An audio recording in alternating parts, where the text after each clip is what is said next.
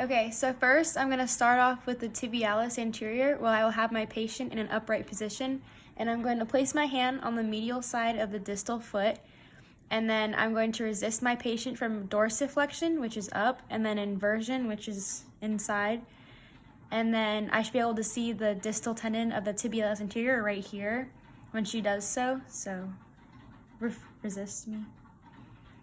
And then you can feel it contract right here.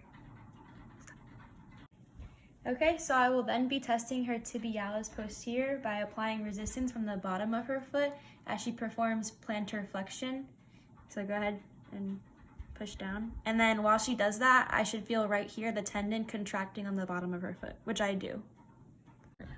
Okay, so now I am testing for the peroneus tertius, where I'll keep my patient on this bed. She's in a supine position right now with her leg completely straight, her knees straight.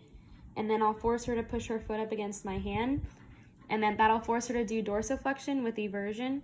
And then, so go ahead. And then that should cause a contraction right here. And this is where her peroneus tertius is.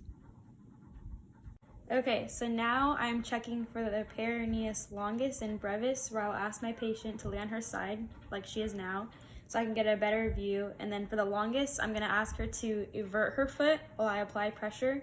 So invert your foot. And then as I'm doing this, you can feel and you can kind of see a gap right where in between her fibula and tibia are, and then the longus is showing and then it'll be contracting.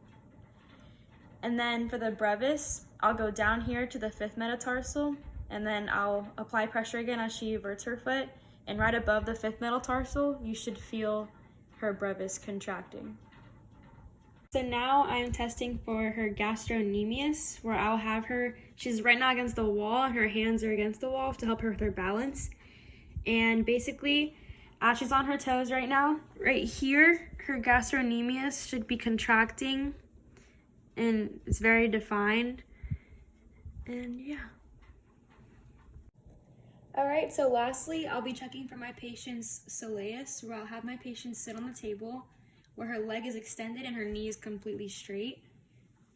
And so right now I'm supporting her leg from behind, and then I'm gonna have her push down on my hand down here to do plantar flexion. And right now I can feel her soleus contracting, and it's very defiant in the back.